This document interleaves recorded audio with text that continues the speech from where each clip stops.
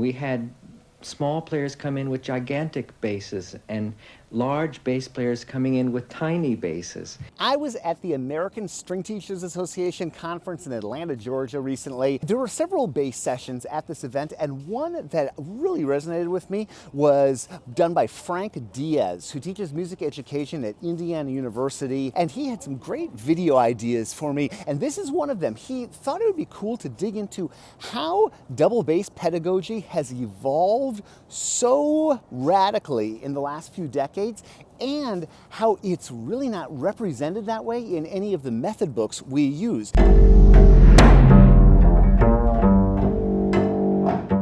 I think the idea of this pedagogy evolving, but it not really being formally documented, it's a really interesting concept. But Frank's onto something here. I just recall that conversation he told me about with Jeff Turner. So Frank Diaz teaches music education at Indiana University, and Jeff Turner teaches double bass at Indiana University, one of our great music schools here in the United States and one of our great double bass schools. And Jeff and Frank were talking about this topic, and Jeff pointed out that things are looking a lot more like cello these days when people are playing this instrument than they used to. I got the chance to sit down recently and chat with one of the people that kicked off this whole bass revolution. His name is Mark Bernat. He's the father of Nina Bernat, who's been on the channel recently. We're now in the bass renaissance. There are so many wonderful bass players out there. And Mark was a part of this first big gathering of bass players in 1978, so almost 50 years ago. And he was a part of this really cool documentary called The Great Double Bass Race, which is captured in its entirety on YouTube. Definitely check it out, link in the description below. So the first Isle of Man Great Double Bass Race of 1978 is underway. Setting the pace in the Moses Fantasy of Paganini and riding on a Marti bass of 1611 is the American virtuoso Gary Carr.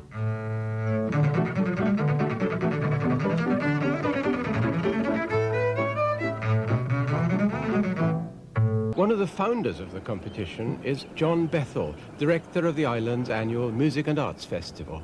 Well, the main thing was that when we planned this, that it should be a social, informal workshop and competition. You know, in the days when, you know, like when we were all coming up, like James Vandermark, Braditich, Joel Quarrington, you know, we were all from the same vintage. You know, we were all the Isle of Man. The Isle of Man. I just pulled that up this morning. I was watching a little bit of it. Yeah. Okay, cool. Yeah, so we were at the Isle of Man, and as a matter of fact, they interviewed me, and I'm really embarrassed because I was too cocky back then.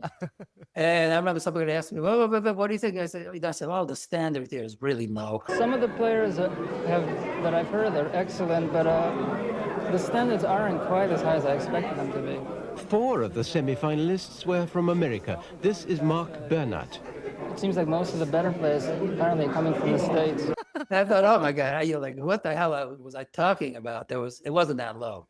But yes, I was like one of the 5 or 6 finalists out of, there were like 60, 70 bass players there. It was a pretty big deal. Jeffrey Braditich from America plays the sonata by Hindemith. Joe, obviously, and Braditich and a couple of other people went on to do pretty well. That was a kind of an eye-opener because, you know, all of a sudden bass players, and this is where I realized, God, what is bass playing? You know, like, how do you play the bass? German bow, French bow, sitting, standing. I mean, some of these guys from Romania were sitting so low that they were practically lying down playing. They played really well. And we had small players come in with gigantic basses and large bass players coming in with tiny basses. But it was like, you open your eyes, like, because the schools, it wasn't like now you have ISB and you see these different schools every couple of years. I mean, I'm used to it already, but back then, you know, like, I remember Gary came and did a recital and people were like, oh, he plays so differently, you know, like it wasn't the European school of playing. Yeah. And, you know, he wasn't quite as accepted as, to me, it was like, that's the standard. I mean, you guys are kidding. They had got his name, a principal of the Berlin Philharmonic play. I remember sitting there like 10 feet away from him. And I said, what the hell? I can hardly hear him. That's the school of bass playing you're talking about? He's got no sound. I mean, he's phenomenal this way, but And then Gary would get up there, of course, play incredible. We've got that whole interview with Mark coming out on the podcast. If you want to get notified about things like this, sign up for our email newsletter. We send out an email each week about what's going on in the bass world, free sheet music, and much more. Links in the description.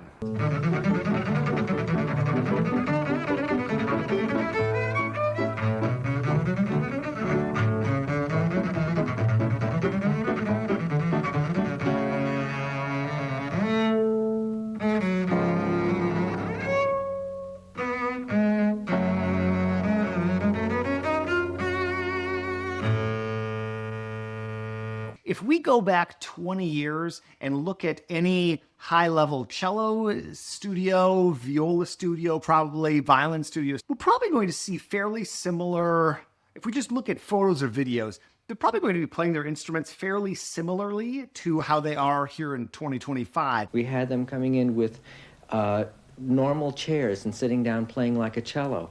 And then we had other bass players coming in with stools, playing like you normally see in an orchestra. Then we had those standing up. We had those playing with overhanded bowing and some with underhanded bowing.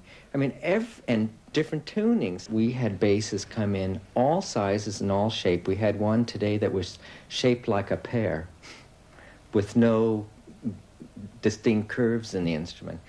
Or like a guitar, I should say. Like a guitar, bass shaped like a guitar and small. I mean, in addition to the bass shapes evolving, we have really come down a lot in terms of action. Our strings have gotten a lot more dialed in since the advent of steel strings, though obviously gut strings are great, and there's a different type of string for every player and bass and style.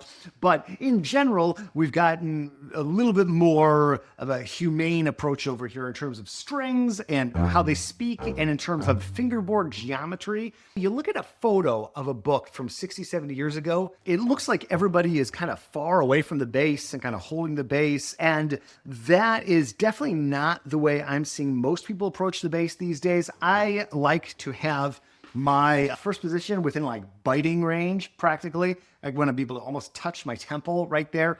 And then I want to make sure that I can put the bow with no sort of discomfort in a good sounding point and an optimal sounding point. I can get close enough to the bridge. So however I need to do that in terms of sitting, in terms of standing, in terms of angled end pins, in terms of yoga blocks, in terms of ergo bass, whatever, that's what I'm trying to do, is find a way to keep my playing as close to my center of gravity, the core of my body, as I can. Getting these bass shapes dialed in has been so important, and that brings us to today's sponsor, Upton Bass, which is part of the story of double bass evolution. And it's so exciting to talk to Gary Upton, the founder of Upton Bass, and hear how he's thinking about innovation and what they're trying to do as a company. It's taking our brand and our mindset and applying it to a few other products that we're actually making, like the rosin. I can't say any of these are done. Like, I'd still change the rosin and do other things if people wanted. We've got the Maple Plus, the Maple, and the Honey, always trying to be innovative, letting us slow down the basses so the basses can be the cherry on the top. And then we can have the amps and the other products in the player's hands. And for me, it's 25 years. I've been doing this for 25 years, dude.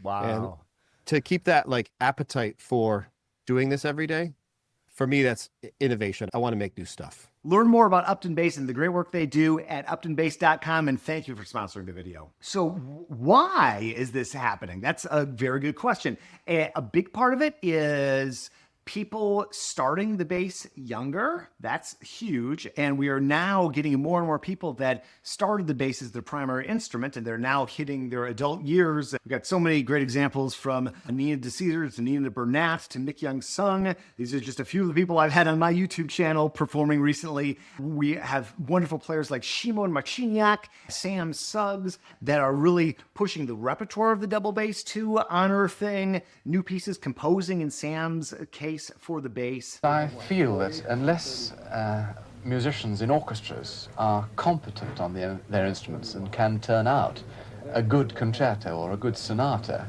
I don't see that they're really playing their instruments properly in the orchestra, because most of the orchestral parts require a great deal of technique that is just as much demanding as that required to play concertos. One of the cool takeaways for me was this conversation with Alan Pickard, who owned a music store on the Isle of Man, and just about the state of double bass sheet music at that point. I suspect that in the past there's been very little in the double bass repertoire, and what music does exist is in fact transcribed from other instruments' repertoire.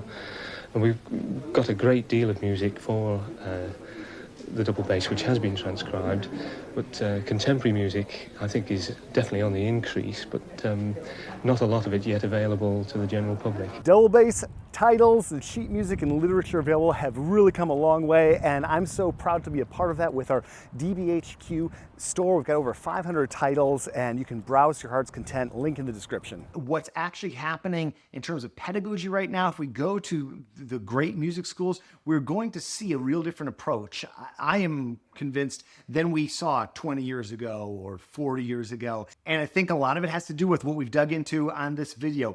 Posture, holding technique, however you want to describe it, setup, strings, tail pieces, after length, all that kind of stuff, instrument pattern development, an overall shift toward clarity, earlier focus on right arm and tone production, and just more access to great recordings and opening people's eyes to this possibilities of what's happening on bass. I talked to people who won professional jobs 10 years ago, and they tell me that they can't imagine winning a job right now, 10 years later. And that seems so crazy because it seems like such a close interval, 2015 to 2025. People say that that's how fast the level has been rising. And even though we are in this bass revolution, I think just about anybody would agree, I think we're in the early stages, and I'm so in it that it seems like we've come so far, but I do think we've got a long way to go. And I was reminded of that yesterday at a concert I went to at Davies Symphony Hall, where the San Francisco Symphony plays.